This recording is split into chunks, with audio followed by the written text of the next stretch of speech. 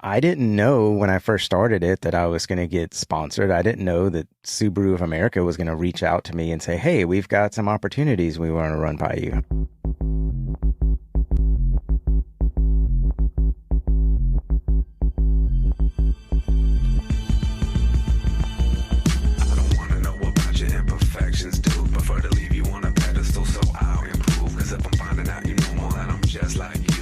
All right, welcome in. It is a new episode of Basic AF.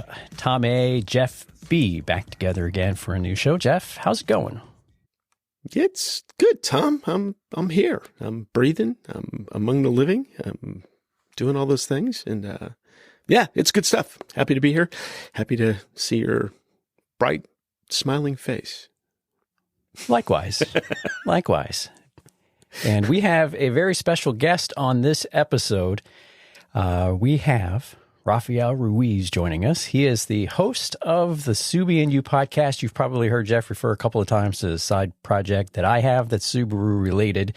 And so Rafael and I have been chatting back and forth for 2+ years, I think, at this point, through Instagram and messages and everything. So he has his own podcast for the Subaru community, the Subie and You podcast, and has found some great success with it. Well over 140 episodes, 100,000 plus total downloads. So Rafael, thank you so much for joining us. It's a pleasure to have you. Yeah, you're welcome. Thanks for having me on, and thanks for that great intro. You said that you're going to have somebody very special on, so I'm wondering who that is. No pressure, but it's you. Okay. Sorry, pal. It's you. Okay. Exactly right. The Easter Bunny's not coming to this one. Oh, dang it. Yeah, we've got a ways for that. So, and we know you're slumming with us, so that's pretty straightforward. Yeah, and we do appreciate you taking time to join us for this one. Yeah, no, very glad to be here. It's nice to be a guest on another podcast, you know. Right, you don't have much work to do with this one. You just sit and talk to us. So yeah, nice change. And wax eloquent. Yeah, Rafael had me on his show, episode 78, about 1.5 years ago. And to be honest, that's kind of what got the itch going again for me to want to do podcasting. Jeff and I did a show with a friend of ours back in 2011, and we hit 30 couple episodes, I think it was, for that. And then that kind of fell off. John Mangino. Yep. Hi, John. We know you listen. And so he had me on his show, and it was a lot of fun. We had a great conversation, and I was like, hey, that kind of has me wanting to do this stuff again. And it took a little while, but then Jeff and I reconnected. But anyhow, we have Rafael on. We want to talk to him about his show and how he produces that, manages it, edits, records, not necessarily in that order, systems he has, apps that he uses, things like that, and let you all get to know him a little bit better and hopefully enjoy the show. Yeah, and I think the starting point is, how did you get started doing this? It's kind of interesting because obviously Subarus are vehicles. I'm a genius, and we all know this already. And, you know, it's interesting that you kicked off a podcast. How did you get started? Why did you start doing this? What kind of precipitated that? I bought a Subaru Crosstrek back in September of 2020 and had no idea that there was this humongous community out there. I knew I wanted a Crosstrek for years, and I also wanted to get a manual. So that's a little bit different because they're pretty rare with the Crosstreks. Mm-hmm. So I bought the Crosstrek, started an Instagram account because I was following some other Subarus with my personal account. And I started to see really quickly that people are very passionate about their Subarus. And back then, reels weren't a thing, so there wasn't, you know, it's mostly just pictures and captions. So I, again, very quickly saw that people were passionate. So I decided, because I had done a podcast before this, and so I already had some equipment, kind of knew how to interview people, and I had some ideas of like what I wanted to do. But I was thinking like maybe people might be interested in sharing more about their car, you know, their mods, and then also their Subaru journey. And I didn't know it would become what it has. But so that was kind of where the idea came from. And then there's this woman that does decals. Her name is Jen. She goes, her account is Eccentric Designs. And started connecting with her, became friends, bought some decals, and I got her to be my first guest. And so that was kind of how it all started. Very interesting. So you started that in what year? You got your Subaru in 2020. And then you kicked off the podcast. How long after that? My first episode released on Monday, January 4th of 2021, because I wanted to release it on the, for the new year for 2021. And I was like, well, January 1st is a holiday, so a lot of people may not listen to it. It's also on a Friday, so people are going to be out partying and stuff. Who's going to want to listen to a podcast? So I'm like, let me just do it on Monday, and then I'll just release them every Monday from then on. And so Jen with Eccentric Designs she'd been doing that for about 6 months. So a lot of people in the community knew who she was, and people were already buying her decals. She also has a separate car account, and a lot of people were following that. So having her on as my first guest, and I had put out a little teaser on my page, but having her as my first guest and people seeing that, people kind of freaked out and came to the podcast pretty quickly, and it just started growing from there. Wow. That's very smart. Yeah, absolutely. So that's really interesting to see that, and then to kind of pick up just based on the fact that you saw a couple things on Instagram. Had you seen Tom's stuff? Actually, Tom, when did you put your start doing your site? It's been a couple of years. Oh, it's been 9 years now. 9 years. 2014. Yeah. Dang. Yeah. Okay. Which sometimes I wonder, I must be crazy. That's what I'm doing. But yeah. Well, I mean, you get connected with accounts, especially like through Instagram and the Subaru community. You come across so many people and you get connected with so many people. Like, I don't remember how I get connected with a lot of different people. Yeah. So I'm sure that I saw Tom's account, somewhere somebody shared it in their stories or something. And so I thought it was really cool what he is doing, because his account he's not featuring his own Subaru, he's featuring other Subarus. Mm-hmm. And so I thought that was really cool. And I reached out to him asked him if he'd be interested in being on the podcast to talk about what he's been doing. And especially since he's been doing it for so long, featuring all these other builds and like finding out how he is getting these people onto his account. Like, is he reaching out and asking them for permission, or is he just sharing their accounts? So that was a good episode, and interesting to find out how he got started, what he was doing. And, we've stayed connected and we help each other out. He's got the newsletter. So, right. He includes like a rewind for the podcast in the newsletter, which I very, very much appreciate. And I remember at times to share in my stories that he has a newsletter and try to get people to sign up for it. Yeah. And I'm happy to share that. I think, one, because you're just such a nice guy. Well, thank you. And you really are. And I think that's a big part, actually, of the reason why your show has done so well, is because when people sit and they talk to you and get to know you, and plus you're going out to events and things now too, but you're just a likable, sincere, good person. And I think that attracts people. Thank you. I hope so. I have a lot of people say too that I have a very calming voice, and I was recording with a guy, I think it was last night. I was talking to him and he said that, and I'm like, man, I hope I'm not putting people to sleep while they're driving. They're like getting into wrecks because, oh yeah, I was listening to the Subie and You podcast and his calming voice put me to sleep. Maybe that could be your other gig. Yeah. Hey, I've thought about it. Stories with Raf. Yeah. I mean, there are some opportunities with that. Yeah, 100%. So. I've actually, I took I'm trying to think here. I took a voiceover course a little over a year ago, because I had so many people compliment my voice. I'm like, okay, I guess I have a nice voice. Let me see if I can, give this a shot. And I've done a couple of things so far. That's great. Yeah. And in listening to you now, I'm ready to take a nap. No. All right. We lost Jeff. That's all right. I don't add much to this anyway. So. He's been lost for a while. So so in 2021, January 2021, you kick off your first podcast. You're now at, how many episodes is it again? You're at 150 142 this past Monday. I released 142. So 142 episodes. Now, does that count? Yeah. But you have had bonus episodes. Yeah, it's and not things just too. 142. I also have bonus episodes. I have quite a few because I went to Subie Fest, California. I did a bonus episode from there because I recorded with people. I went to Subaru Flat Fest, which is in Madison, Wisconsin. I have a bonus episode from that. I went to last year, they had the big event at Gilman Subaru Southwest, so I did a bonus episode from there. And just recently, they had Subie Fest, Texas, and I recorded with 4 of the kind of Texas, Dallas area dealerships, and that was a bonus episode. But I also there's something that I did that I wanted to do more of. I just don't have a lot of time to do it. But I did one episode with a couple of guys called Tales from the Trails, where they were just talking about crazy stuff that happened while they were out hitting some trails. Right. Which was probably a fun episode to do. Oh, it was. And it was cool too because I had met them. It was with Chris and Juan. Chris goes by Shadow Rue. He was episode 7, the one that I recorded with the funky phone call. And then Juan, he was I think he was episode 12.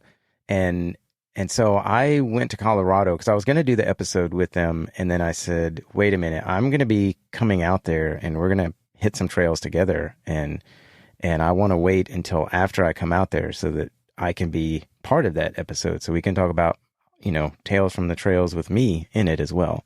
So that was what we did. Nice. So let's go back to that. So episode 1, the early days. I know we talked a little bit before we started to record about this, but I thought it was interesting. In the early beginning, which makes sense, the early beginning, not the late beginning, not the middle. At the middle beginning or the end beginning. It's been a long, it's been a long day. So in the early days of your podcast, what type of a setup did you have? So back then I had the Scarlett 4i4, and then I had that going through my MacBook. And then my microphone was the Shure MV88, which is this small, tiny little condenser microphone that I bought as part of a video kit because I was thinking that it would be cool to have that and use it at events or something. And I bought it before I even started the Subaru podcast because I had mentioned earlier that I had another podcast. And it was a vegan themed podcast, and I was going out to like vegan festivals and stuff, and I thought it'd be cool to have for those kind of events. Gotcha. So that's what I was using with my other podcast, and that's what I started off with this one. And then again, with episode 7, I ran into the issue with recording a phone call. So that was when I upgraded to the Rodecaster Pro because it has the ability to take a phone call and record that way, which I really, really like. Right. Okay, so Rodecaster Pro still, you've got a Shure. Which Shure do you have there? So I have this is a Shure, I think it's the MV7B. Yep. Because I know there's like the MV7 that a lot of the bigger podcasters use. The Joe Rogan mic. Huh? It's the Joe Rogan mic. Yeah, That's what everybody yeah. calls it, yeah. So this is kind of like the baby brother of that. And so when all of my equipment that I used, I ended up doing a lot of research, looked up a lot of YouTube videos, and that was how I selected my equipment. So this was a new mic. It's relatively new. And so when I found out that it was coming out and it was half the cost, I'm like, I'm going to upgrade to that. Let's do that. Yeah. Yeah, I did a lot of the same thing before I pulled the trigger on what I was going to get. It was like lots of YouTube videos, and it's a personality defect I have where I have to research things into the dirt. Oh, I do too. Yeah, I get that. So yeah, I went deep and I was like, no, this is too much. I just need to not think about it so much. So I just got the Rodecaster Pro 2, which was the current model at that point, and the Rode Pod mic, just because it's like, well, I'll just keep the stack Rode, and that way if there's any issues anywhere, it's one place to contact and license it. Yeah, that's good. So what did you, so I did a lot of my research with Podcastage. I'm guessing that's how you say it. And because he does a lot of mic and podcast equipment reviews. Yeah. And he's got an awesome setup, which I'm sure is a lot of money. But he talks about he talks about post editing and stuff, which I don't do any of that because I just have GarageBand. Right.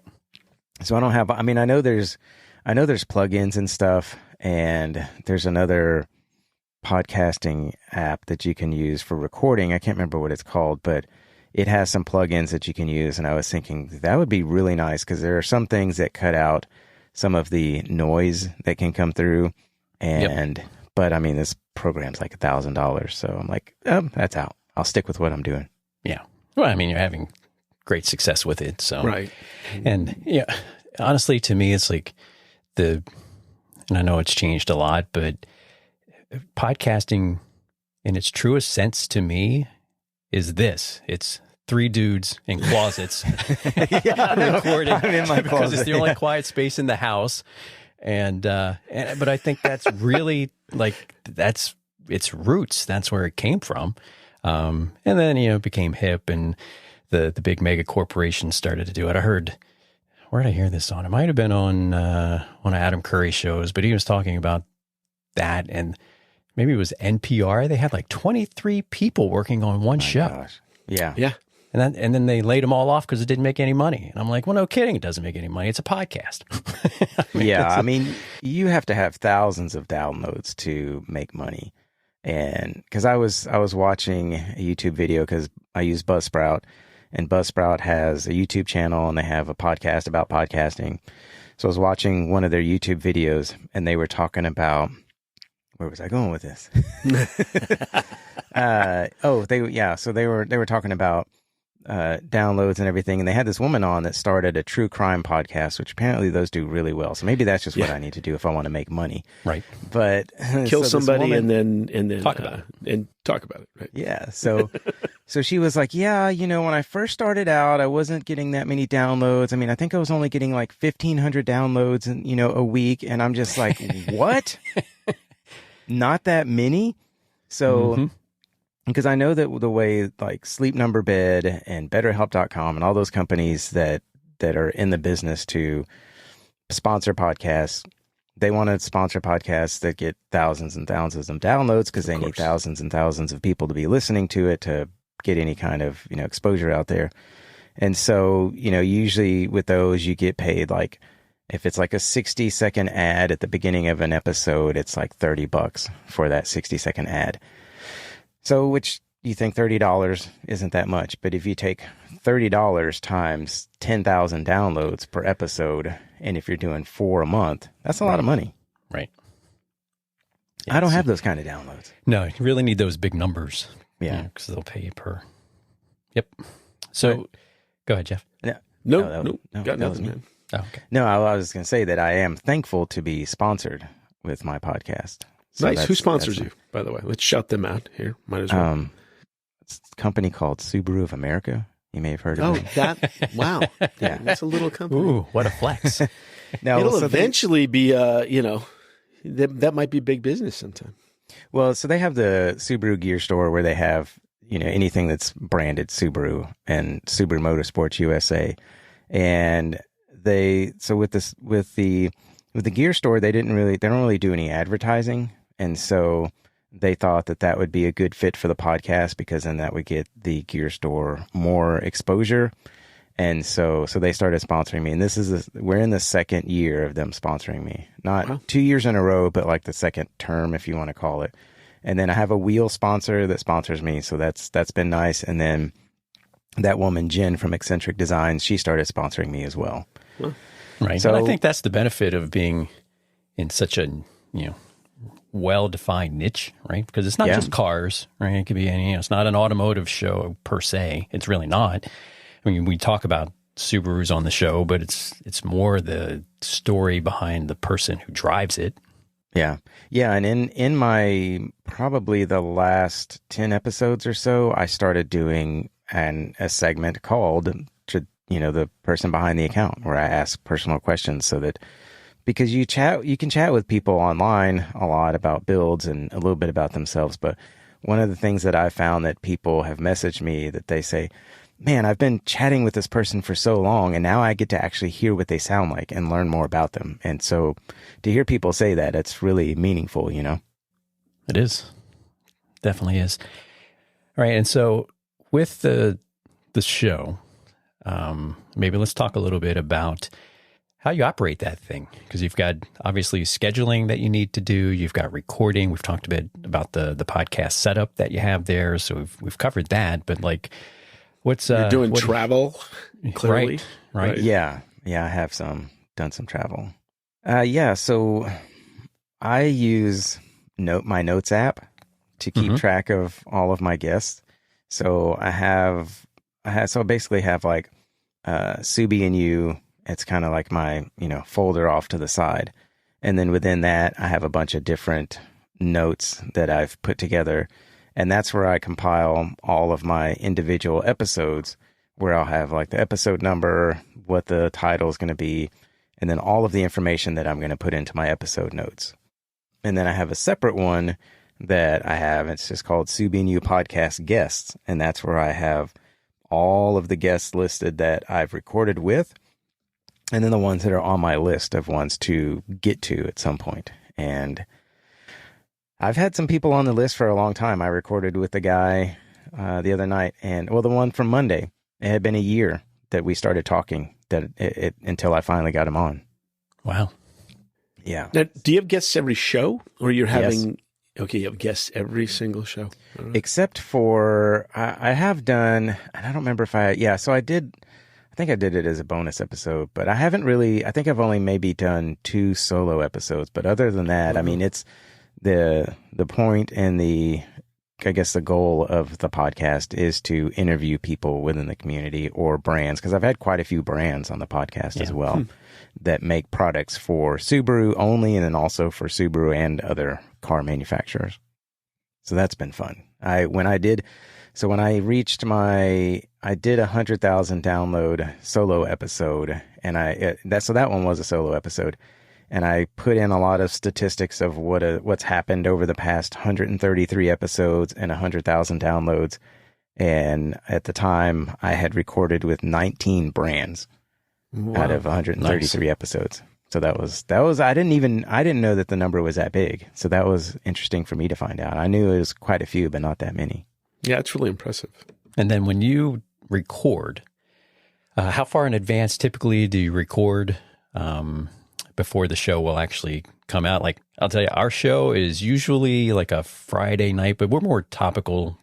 Like it's not necessarily a news show, but we do covers, if there's a big news story, we'll cover it. And so sometimes it's timely in that regard. And so we'll usually record like on a Thursday or Friday, and then the show gets published on Monday. But sometimes I wish it wasn't as aggressive. That's pretty compact. But we make it work. But how do you set that up for what you're doing? So I've kind of gone, it hasn't been consistent. I usually will try. So I have my son with me every other week. So I try not to record the weeks that he's with me and just, give him that time. So I try to record the weeks he's not with me. And I generally would like to record at least 2 or 3 episodes a week if I can. But at minimum, I try to do 2, because then that way, if somebody cancels on me, then I'm like, oh crap, now I don't have an episode for Monday. Yeah. So I have done as many as 4 or 5, I think, in 1 week, it was tough. But it was also nice, because I'm like, now I can just kind of sit back and relax and just edit over the next few weeks and not have to worry about. That's what we need to do. Yeah, we've talked about that. We've talked about of piling up a couple of them. Just probably do that coming up in because once you hit like November and you hit the holidays, then it's going to be tough to do like a Thursday and then drop it on Monday. But I mean, be asleep from Thanksgiving dinner. We'll be trying to do a show. But. So I try to get at least a couple of episodes in, that week that my son isn't with me, so that for the next 2 weeks, I can have episodes to put out. And then when I get to that 2-week mark again, record a couple more, and and I have kept that pretty consistent, except for lately. It's been tough to get them in there. Is this your primary line of work? Is this the only thing that you're doing, or do you have a day job? I wish it was, but no, it is. I have a full-time job too. That's the thing which is what do you do? So I'm a project manager for a small architectural and engineering firm. Okay. And, it's a good job, but it can be stressful at times because we've got a lot of projects going on and we're always really busy. And, so it's tough because like when I'm recording in the evenings, that's taking up my own personal time. When I'm editing in the morning or in the evenings, that's taking up my own personal time. Right. And you have a long, stressful day at work, and then you come home, and then you get to jump right back into work. Yeah. And it could be, it's a lot. Like I sometimes wonder why I do all the, the side things I have going on. And told Jeff, it's like, maybe rethink some of the things. But I mean, thankfully I work from home. So the only days that I don't work from home are on Mondays. So like yesterday, so we're recording this on a Tuesday night, and I recorded an episode on a Monday, and that was tough because I had set it up to record at 7, I believe, and I got home at like 6:40. So I messaged the guy and I was like, hey, I need a few more minutes. And he was like, yeah, sure, no problem. So yeah, I try to get those in. So like, I don't have to like get home from work. So I try to schedule them around 7 or 7:30 my time so that I can have some time to eat and just relax. Because because it's 5 o'clock doesn't mean I'm done with work. There's a lot of times I might work till 5:30, 5:45, or 6, depending on what we've got going on. And then I'm like, okay, now I only have an hour before I have to record. Then we chat for a while. Then we record the episode, which can be anywhere from an hour and 20 minutes to an hour and a half. And then we chat for a while. So then there goes 2 hours. So now by the time I'm done, it's like 9 o'clock. And I'm like, now I got to start thinking about getting ready for bed. Yeah, pretty much. Even though I don't go to bed that early. Right. We had some conversations like before, just phone calls and things where we were talking, and both of us kind of talking about that balance between primary work and side hustles and things. And those, I think you mentioned back then, it's 11 o'clock and you just gotten back from a road trip and you had a show to edit and Monday's coming up. So you had to do it, and you did. Yeah. Well, yeah. And that's the thing too, is my previous job, I used to travel. So if I was going to have to be gone for like 2 or 3 days some week, then I had to schedule around that. And that was a lot tougher when I was traveling because I'd get home and I'm like, oh man, I got to edit. I might get home on a Friday or something. And like, I got to edit this episode before Monday, but I've got plans for the weekend. And so just trying to squeeze everything in is, tough sometimes. So let me ask you this, and I'll pose this to both of you. All right. Why do you think we do these things? Because, I mean, we've talked about it. You've got the grind of work, you've got family life, you got dinner, you need some decompressed time. And then we say, you know what I'd like to do in the non-spare time that I have? I'd like to do some more work that I'm not getting paid for. So it's a labor of love, right? There's no considerable income. I speak for Jeff and I, Rafael. I don't know your situation, but you said it wasn't your full-time job, so we'll go with that. So what drives you to do the show? You asking me or Jeff? I know Jeff. He just likes to see my face. I'm more curious about yours. This is my social club. Tom's basically the only friend I have, except for Steve. Steve, you're my friend too.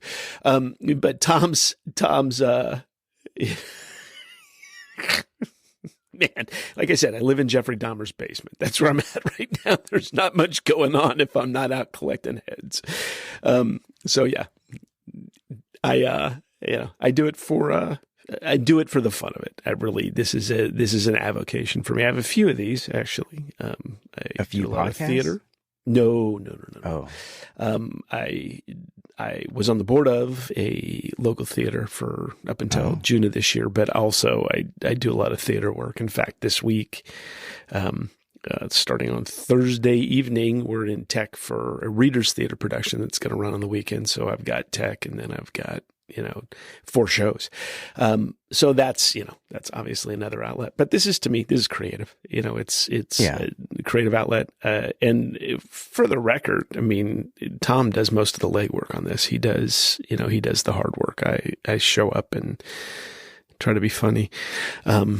Rarely am I, but I try to be, try to add some, 15-inch humor into this conversation.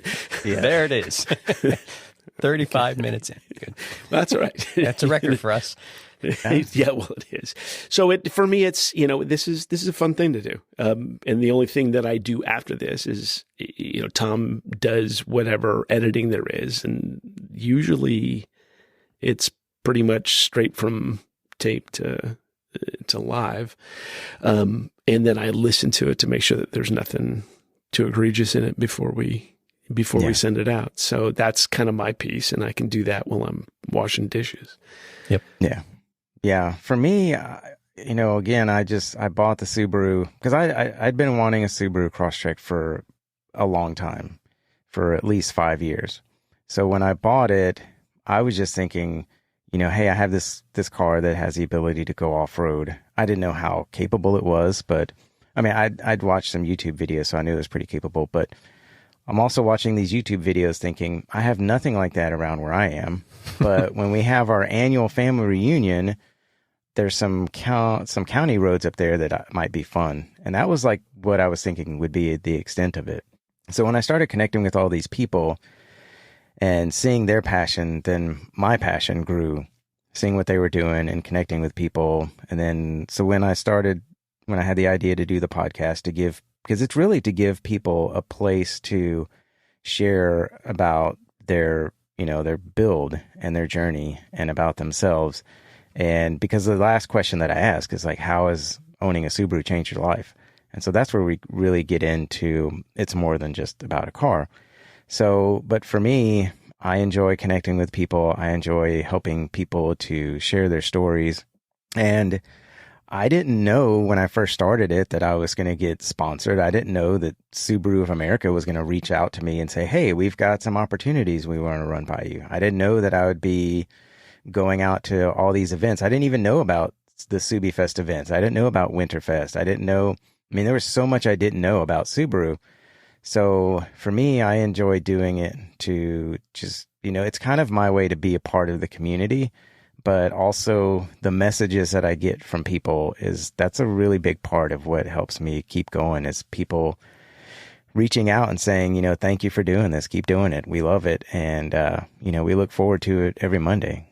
Yeah, I think they've definitely you've made a connection with them, and through extension, they've made more connections into the community, I think. Yeah, because I've had so many people say that it's helped connect the community in a way that has never been there before. And then I've had people say, oh man, I've been looking for a Subaru podcast for a long time, and I just Googled and I came across yours. Or, somebody might see it in somebody's stories and be like, oh, that's how I came across the podcast. And then there's people that have I've never listened to a podcast ever in my life, and this is the only one that I listen to. Or I've never listened to a podcast. I listened to this one, and now I've started listening to some other ones too, because I like the platform and I like the concept of it. Right. Yeah, and I think what's interesting about Subarus in general is it really is people that have Subarus or tend to have Subarus tend to be people that are outside a lot. They're camping. I don't want to generalize too much, but you don't hear about the Buick podcast. There might be, but yeah, hot. Delta 88. Got my Delta 88, and we're ready to go, boys. My mom had a Delta 88. Yeah. That was a thing. It definitely was a thing. But it definitely seems like a very connected community. In fact, when Tom first started doing his Instagram, I was at that time driving a Subaru. My son's driving that one now, as we said earlier. But the growth of his Instagram was insane to me. It's like some teeny tiny little Instagram that he just put up because, he likes on a whim. And, it was just kind of a fun thing. And how many people do you have following that now? I already asked that, I think, but about 40,000, a little over that. But it's crazy. It's gotten pretty stagnated of late because of the platform changes, Instagram. I think Rafael mentioned it earlier, but with the reels and video and things like that. Right. Instagram's just trying to be they want to be TikTok because TikTok's eating their lunch. But which is funny though, Threads, right, which is their so-called Twitter thing, has actually become a pretty good photo sharing platform. Oh, and nice. Which Makes sense when you think about it, because when you join Threads, you join with your Instagram account. So if you already have the Instagram account, that kind of leads to think, well, you probably like photography. At least back in the day, I don't know how many, maybe people just join for reels and stuff now, but so it's actually become pretty good for that. But I'm sure video will take it over eventually as well. Yeah, and when people started doing reels, I was like, I love doing photos. I am not going to do reels. And now I do a lot of reels. but I'm starting to do the reels because I've found ways to get creative with it. And I've started using this app called CapCut. Yep. And CapCut is really fun to put stuff together. So I've been having fun with it. And, nice. So I enjoy doing reels now. That's definitely the reason to do it. Yeah. So I'm sorry, go ahead. Yeah, no, I was going to say real quick, because so I have a Patreon account also. So I have patrons that, sign up and help support the podcast. And we were having a chat the other night, and we were talking about posting and how, there were several of us that were saying that we are just going to post whenever we want to and not try to, post on a regular schedule or post just to post. And so I'm kind of getting more like that with my car account, but I have a wheel sponsor. So we have Wheel Wednesday. So I have to make sure and try to come up with something to post for that. Right. But other than that, in living in Houston, there's not much here. So it gets kind of boring at times. And I just feel like I don't have much content to post. Need to head down to Nolens. Urban content. Drive around downtown Houston and stuff. Yeah. Yeah. I mean, there's stuff here, but last week it rained. So Thursday night I met up with some people and I went mudding, and it was so much fun. And but we have a lot of private land in Texas. So there's very few spots that we can find. And there's this one spot that's maybe like 200 feet long in this little grassy area, and just go around and around and around in the same spot. But I was drifting through this turn, and it was so much fun. If you look at my reels now, my stories on Pearl's page, I did a little clip of it. And I put there, I could do this all day, and I literally could have. It was so much fun. But it's funny. So every once in a while, like if we get some rain and some mud and we can go out and have some fun, then there's some content. Yeah. And then you see places like, on the Pacific Northwest, and it's they like, suck. Oh, it's so beautiful out there. Yeah, Colorado. Well, New York, where I'm at. Yeah, Definitely you're in a beautiful area too. It's nice where I'm at too. We're in the valley here, but we've got mountain ranges both sides. 2 hours, and I'm pretty deep in country in West Virginia, which is, pretty place. Yeah, there's just no cell coverage. I have to post later. Yeah, see, and when I discovered mountains going out to Colorado for work years ago, I fell in love with mountains. And mountains are so far from where we are. Mm-hmm. It's to get into any kind of mountains that are decent. It's like a 15-hour drive. We've got some stuff out in West Texas, and there's there's a big canyon. There's Palo Duro Canyon out there, which is apparently it's referred to as the Grand Canyon of Texas, and it's beautiful. But I love mountains. I could be in mountains every day. Jeff is. Yeah, I'm in mountains, and I know the feel. I lived in East Texas for 3.5 years. Oh, where at? Up by Tyler. Okay. So you know where Alto is, or do you remember? I don't remember Alto now. Okay. I don't think it's too far from Tyler, but that's where a lot of my family is from. It's from Alto. Got it.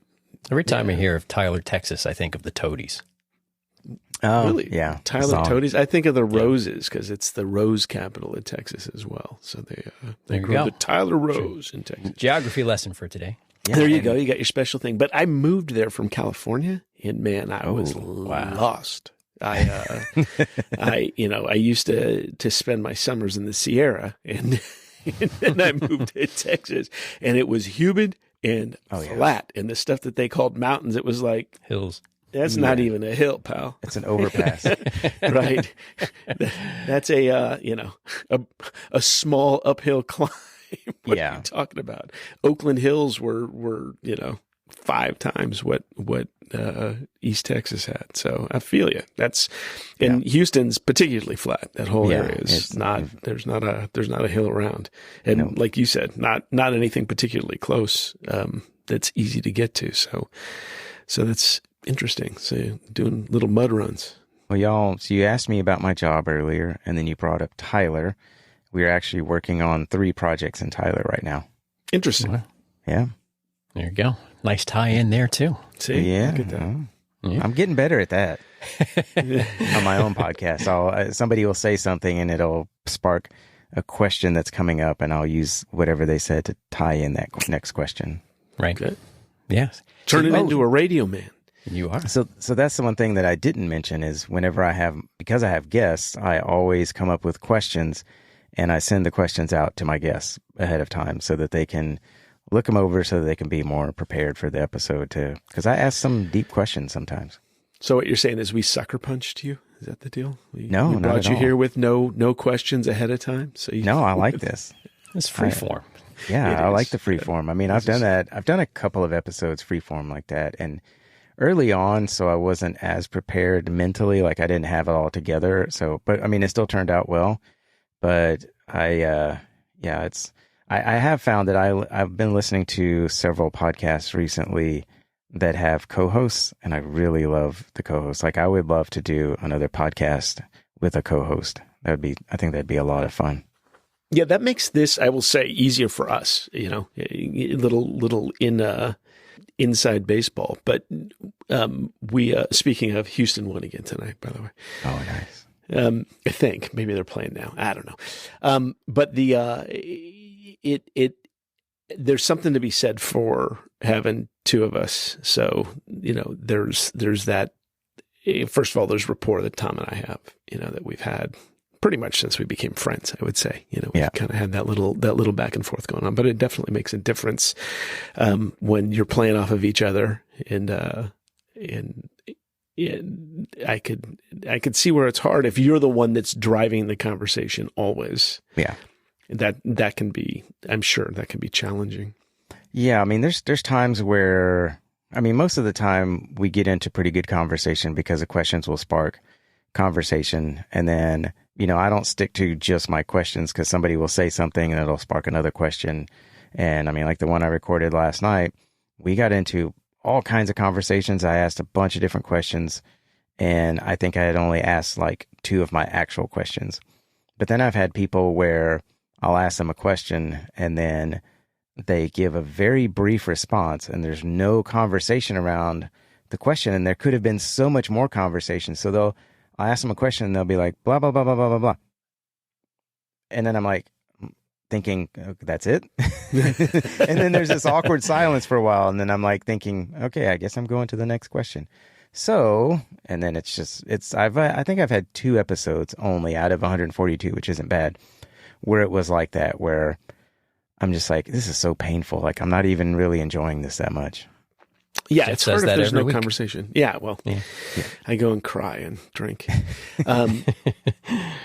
Yeah, it's if you're the one that's always pushing something and you don't have people, this is improv to some extent. So it's yes and yes and yes and you're leaning into the conversation and trying to. Nobody likes dead air. That's where editing comes in. Mm-hmm. Yeah, well, that is true. Editing does make up for dead air and hacking a lung out or something like that. But it's if there is no back and forth with a guest, and you see then why guys like God rest his soul, Don Imus, and these people who had they had people cackling in the background all the time too. There's somebody always bringing something in, so there's something going on there. But if you're the one that's running the show and you've got a guest that's going, yes. Yeah. Mm-hmm. Oh, I do that. Yeah. Mm-hmm. Yeah. That doesn't want to say anything. It becomes difficult to do the job for sure. Well, I mentioned editing, and you had asked me about editing earlier, Tom, but so I use GarageBand to record into GarageBand, and then that's where I do all of my editing. So all the brain farts and the dead air and the, coughs or whatever, or the repetitive words, then I'll go through and cut that out. So sometimes editing, I've had people ask me like, well, how long does editing take? I said, well, at least as long as the actual episode plus however long it takes me to get all the extra stuff out of there. So sometimes if it's an hour and a half episode, it could take me as long as 3 or 4 hours. It's just to, yeah, it takes get all that me stuff out of there. probably 90 minutes for like if we do an hour episode. Yeah. Which is what we try to keep it to. We try to not get it past, right now, Steve is done with the gym for the day. And so he's like, wrap it up, he's boys. saving the rest of it until tomorrow's gym trip, and so we try to keep it in that little window. But Have you done any editing? Like, does GarageBand do this where you can edit at like 1.25, 1.5 speed? I don't know. I've never looked into that. Yeah, so I edit with an app on the iPad called Fairwrite that I heard some people recommend, and I think it goes up maybe even to 2x. And I tried it. I couldn't do it. I was like, no. That's For one, I haven't done it long enough to be that comfortable just with the process again. And so I was like, But so that's why it takes 90 minutes to do the thing. Sometimes longer. I did one, I don't know, Jeff, 4 episodes ago where I got about 40 minutes into it, and then I totally botched the edit. I had to start over. I was like, oh my God, are you kidding? Yeah. And so that was a long weekend. But so you use GarageBand. That's why I say Tom has the painful. Yeah, and editing. What you mentioned CapCut and Notes. Are there any other apps that you kind of lean on for? Probably just Google for your calendar. I know you've got a Gmail address and stuff, but I use a calendar sometimes. Like I use Google Calendar to just remind myself that I have an episode coming up. Mm-hmm. But so what I do in my Notes app is I'm in there a lot, is I kind of just know that I have an episode coming up, but in the episode or in my Notes app where I have all the guests listed, I will put the episode number, their Instagram handle, their name, what date I'm recording and at what time, their email address, and then when I'm going to release the episode. So that's the information I have for each one of them. Gotcha. Yeah. Nice. Yeah, I like it. Yeah, I took a podcast training course a long time ago. As I mentioned, I did a vegan podcast, the vegan themed podcast before this, and there were some people that I had connected with, and they were trying to roll out like this podcast training program, and they reached out to me because we've been communicating a lot, and they reached out and said, hey, would you like to be part of this like pilot program, and we'll give you like a highly discounted rate. And I said, sure.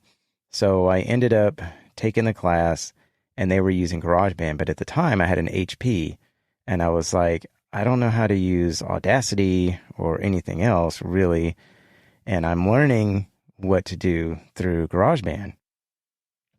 So I got a pretty good amount back in my taxes right after that, and it was right before I started the other podcast, my first podcast, and I'd been wanting a Mac forever. I used to work at CompUSA way back in the day, and my best friend, nice. Yeah, my best friend was like the Mac person there at CompUSA, and so we had like one of the back areas was where all the Macs were, and she was always back there talking to people, and she had Macs at home, and I've always been curious about them, but even back then I don't even think I had my own computer, but I just had this fascination with Macs because they were different, and I've always been fascinated with things that were different. So I get my tax return, and I'm like, I'm getting a MacBook. So got a MacBook Pro, and that was how that started. I was like, thank goodness I have something that I can use. I've got GarageBand now, so I'm happy, but I also have this awesome computer that I know is going to last a really long time and perform well. It will. Oh, yeah. Now I actually upgraded too. I don't know, it might be downgraded, but I gave my son my MacBook Pro, and I got a MacBook Air with the M2 chip because I wanted... That was an upgrade. Yeah. So I wanted my other Mac, the fans kept turning on with my other MacBook. Yep. And it was so loud, and my mic could hear the fans. So so you want to know how I operate. So this is one of the things that I used to do. I have these big rectangular ice packs that are about the same shape as the MacBook. So I would get a towel, and I would put it over the ice pack and then put my MacBook on top of the ice pack. Yep. So that it would keep it cool. And it worked a lot of times, except for the 2 times there was one night that I was like, okay, I'm done recording. I could go to the bathroom. I got to do some other stuff. And I left my MacBook sitting on top of that ice pack all night long. Oof. And I came back into my closet the next morning. Oh my God. There was condensation all over the keyboard. Mm-hmm. And I was like, oh God, no, this is not happening. So I immediately wiped it off. Of course, I took it off the ice pack and I just let it sit out and kind of air out. And it, so it was still working. And then I think it was like a couple of days later, it wouldn't turn on. And I was like, oh God, no, this cannot be happening. So I forgot what I did, but I just closed it, let it sit there for a while, opened it back up, and it finally started working again, and it was working fine after that. Shoo, that's close. Yeah, and then I did it again, but I caught it a little bit sooner than the last time. It only been sitting there for like a couple of hours. Okay. So yeah, when I found out, and then again, I was doing some research. When I found out that the MacBook Air didn't have fans, I'm like, I've got to get one. It's smaller, it's more portable, it's powerful. Battery lasts forever. Yeah, and I mean, it's like, I'm not doing a bunch of crazy, video stuff or anything. It's a computer. Everybody needs a computer pretty much these days, and it's going to do what I need it to do. And so I now my son wants a MacBook Air because he's got the MacBook Pro, and he's like, he's dealing with the noisy fans. Yeah. But I mean, I was thankful to be able to give him a MacBook at 16. No doubt. Yeah. So did you get the 13-inch MacBook Air? Yeah, I got the 13-inch because, I mean, that screen's big enough for me. And my girlfriend has a MacBook Pro with the 17-inch screen, or maybe the 15-inch. What do they have? Do they have 15 these days? 16. 15. The new one's 16. The MacBook Air is 15. So maybe they got a couple different ones. Yeah, so hers must be at least, I guess, the 15. But she was like, your MacBook is so small. Like, how can you stand it? And I'm like, I love it. It's fine. It's light. It's easy to carry around. It is so light. Yeah, and the screen is plenty big for me. I don't need anything bigger. But it'd be nice to have a separate screen, though. Yeah. We deployed a bunch of those MacBook Airs to our students at work this fall, so 800 and a couple. Nice. So I've been using one for 6 months. Oh, no, probably now it's closer to 9 or 10. But yeah, it's been great. Like, no heat issues, and obviously no fans because it doesn't have one, but it doesn't even warm up to really even kick the fan on if it did. Now, my personal one's the 16-inch MacBook Pro because I like the bigger screen. But to be honest, I don't use it that much. Like, I've got a Mac Mini that's on my desk where I've got an external display hooked up to that, and I usually use that or the iPad I have. But I think if the 15-inch MacBook Pro, or I'm sorry, the 15-inch MacBook Air would have been available when I was buying, I would have gotten that instead. Yeah. But it wasn't. So yeah, my son's my old MacBook Pro now on the right side of the screen. It's got some lines going up and down on it. Mm-hmm. I don't know what I mean. He says he didn't drop it, but I know he's had it in his backpack and he's dropped his backpack down kind of hard a few times. So that may have been a cause of it. Yeah, those are so thin. Like they're I won't say delicate necessarily, but there's not a lot of leeway there for the screen to kind of get pressed on something. But yeah. Mm-hmm. So I'm thinking about seeing if, I don't know if they would give me anything for it because of that, but seeing if I can do like a trade-in. What year is it? It's a 2016, I think, or 17 maybe. I mean, it still works fine, but they might throw you a couple bucks. As I wonder, that seems like it's at the border of is that still Intel processors in that one? Or is I think so, yeah. First, yeah. So those things are vintage. And the scissor or the butterfly keyboard too. So the keyboards were real problematic. You have any keyboard problems with it since you've had it? No. Good. Mm-mm. And it had the little slide bar on it too. Right. Touch bar thing. Yeah. Touch bar. Yeah. Yep. iPhone, I'm assuming. Yeah. I have. So I've kind of been behind on the iPhones, but I had an iPhone SE for a while. And then what was the one that they came out with that was like the 10X or something like that, where it was a little bit bigger? It was kind of like an off model that they had for a while, I think. I can't remember it, but it was when the 10 came out, and it was like a 10X. And I was like, this is a little too big for me. So I went back down to the SE. And then about 6 months ago or more, I actually went down because it's small, a little bit smaller, but I went to the iPhone 13 mini, and I really like it a lot. It Hold fits on in my to it, hand they better. don't make it anymore. Do what? Yeah. You're not making it anymore. So. Oh, well, not the 13, right? But I think the mini as a platform. Yeah, that yeah, thing they is dropped that gone. one. And I just, I don't know if you listened to the last show or our last show, but I listened to about half of it, I think, maybe. Oh, so that's all we're good for, huh? 15. Hey, You're not wrong. I couldn't get past the 15 inches, so. So I have a new 15, and I had the 13 before that, and I love the 15. I'm happy with the cameras in it, but I probably didn't need to upgrade. That's what we said in the last show. Yeah, you were saying I don't need to get a $1,000 camera every 2 years. No, right? I don't. I really don't. See, he did listen to the first half. He did. This is me complaining about the watch OS update. Yeah. I'll have to go finish it up now.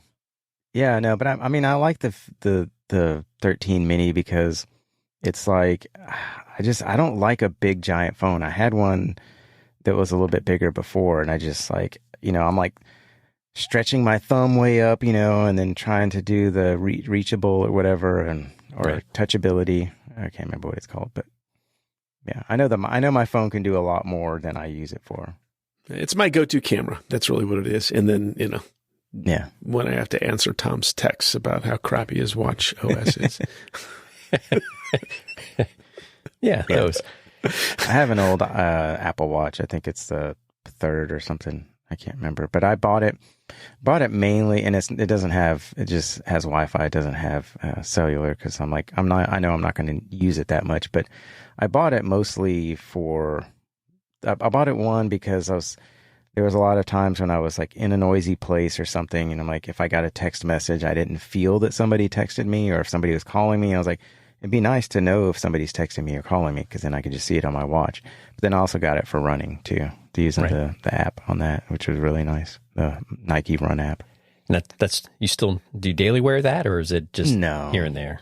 Yeah, it's just here and there. Yeah, mostly lately, just when I go running, because I tried to wear it and use it for that, and I never got into it. And Jeff's got a similar story. Like he tried way back when, and has. Well, you've been with the Ultra Watch for a while now. It'll be a year in November. Yeah. And I'm, I'm not afraid to evaluate or reevaluate. I'm happy with it. I used it this weekend for hiking, and used the All Trails app. I didn't use Apple's maps for that, for hiking this past weekend, but, it's great for that. I can see where I am. On the trail, really good trail direction. So that's a great thing. I still have the phone with me though, because I'm going to take pictures with my phone. So yeah, but I don't have to keep on hauling that out of my pocket to see where the trail is. I can just look at the watch. Nice. So yeah, but my initial experience was I gave it to my son after 6 months. I just didn't. I never have. This is the first time I've worn a watch probably in my life. Oh. And I've had this for a year almost. And, sometimes I still forget about it. I did this morning. I didn't put it on until, an hour or so after I had started my day. And that's okay. I like having it, but I don't feel, bound to wear it all the time. Yeah. I've been trying to not be with my phone as much.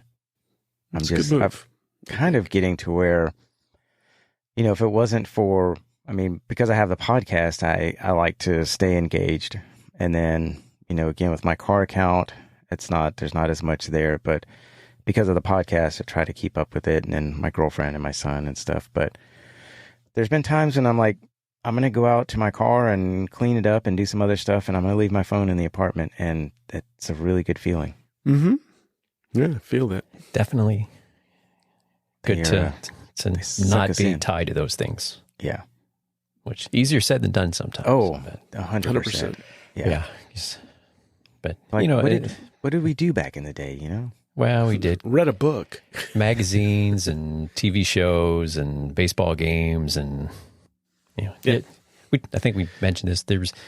You can look it up, but there's like a picture someone posted. It's like, here are all of the things that have been replaced by the smartphone. And it's like a huge table full of stuff, right? Like video camera, cassette recorders, and books and TVs and all these things. So it's one of those double-edged swords. It's like, you can spend a bunch of time on there and be productive, learn a lot of stuff. I mean, look how much we talked about YouTube earlier as, that's where we went to research things.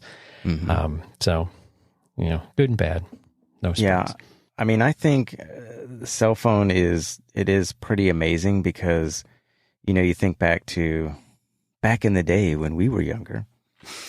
If you're driving around, you've got a bunch of tapes, If you're outside and you want to listen to music, if you're not in your car, if you're not at home, well, I got to bring a Walkman, with some headphones.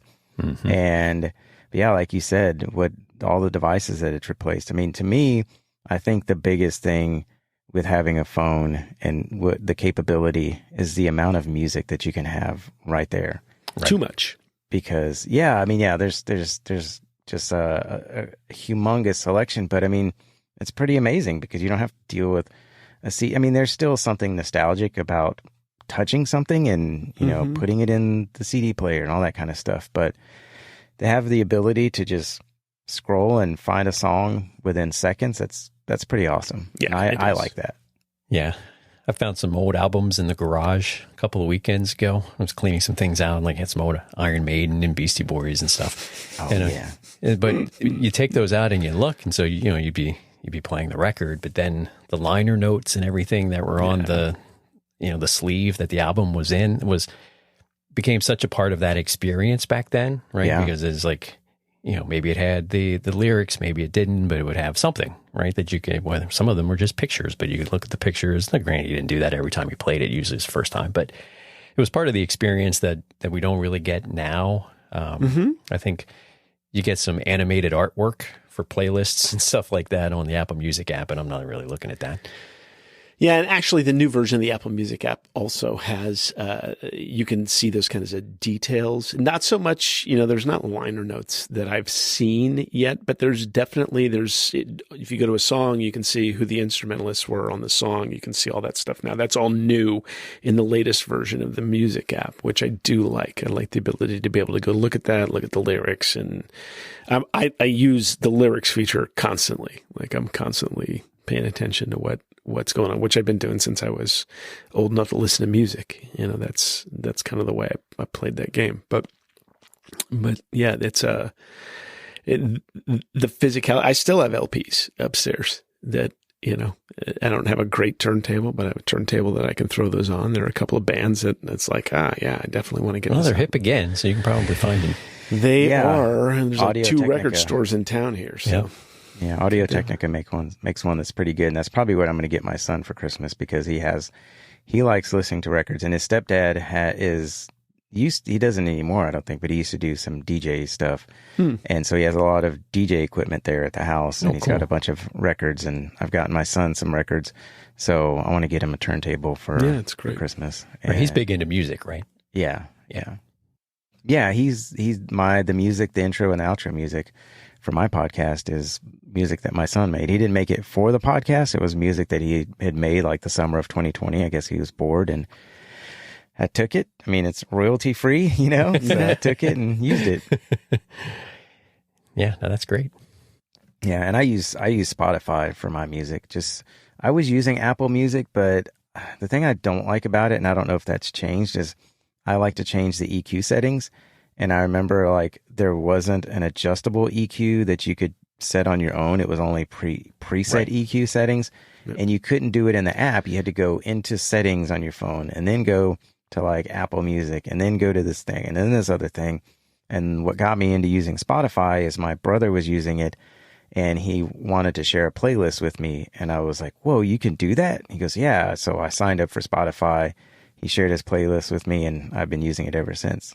Yeah, Spotify's, to me, has always been, not quite sure how to put it, but it always feels more like it's built for just a bunch of people that like to share music with other people.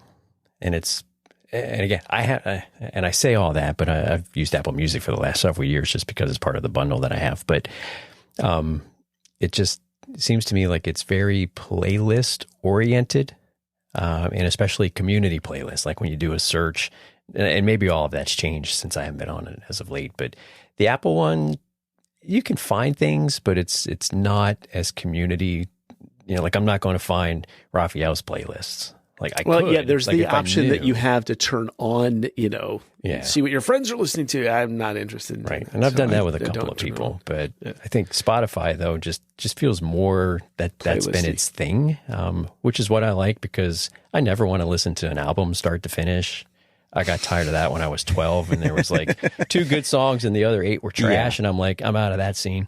I'm still 12, I guess. And it's just like, it gets boring. And I think part of it is because, I did work radio for a while when I was 18 and liked being poor. So I did that. But so anyhow, we've gone off to a bit of a tangent there. Yeah. It's okay. Good Not that we ever do that. We're talking about music apps, Yep.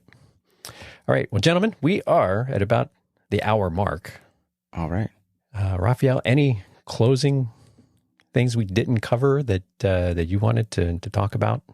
No, I think we've covered it all. I mean, we talked about my setup, how I record, editing, and a bunch of other fun stuff. And I just want to thank you both for having me on. It's great to have you. Really, really appreciate having you, Rafael. Yeah, thank you, Jeff. Absolutely. It's been a pleasure and glad we could do it. I know we talked about it for a little while there, so glad we got it synced up and could do it. And wish you nothing but continued success with the Subie and You podcast. I think that's a fantastic thing you're doing there. I think the response that you've seen from it is proof of that. So wish you all the best for that. Thank you. And do appreciate your time coming on with us. Yeah, and where can everybody find you on social media? So my podcast is Subie and You Podcast, and it's a dot in between all the words. And then you can find me at subieandyoupodcast.com. And I don't have Twitter or what's the other one? Threads. Yeah, Threads, Blue Sky. I'm on Facebook, Mastodon. but I don't really do anything with Facebook. So it's mostly Instagram. Good for you. Yeah. All right. Cool. Excellent. Thanks again. Yeah, and we'll have links to all of that in the podcast notes. So as usual, feedback at basicafshow.com. You can get us there if you need to get us there. You can get our website, basicafshow.com as well. And we'll be happy to respond to any emails. We'd love to have emails. We still have stickers and whatnot. If anybody wants something like that, happy to do it. Show artwork. The amazing Randall Martin design. So we're always happy to shout Randall out, who has been working on a book with my sister. Nice. Which she should have her hot little hands on in the next couple of weeks. And then music by Psychokinetics. And we're grateful to Psychokinetics and Celsius 7 for giving us the beats to intro and outro to. Tommy, anything else? Tommy, look at me. Kick my ass after that. Hey, Tommy, what are we going to do? About my bedtime, so we're going to have to go, guys. Okay, it's 9:00, Tommy. Go to bed. My name is Neo. Yes, you got it in. Excellent. I was waiting for that. All right. No, I think that's everything. So, Rafael, again, thank you so much. Yeah, man. Thanks. Yeah, really appreciate it. All right. And for all of you listening there, thank you for joining us. As always, have a great rest of your day or rest of your night. See ya. Adios.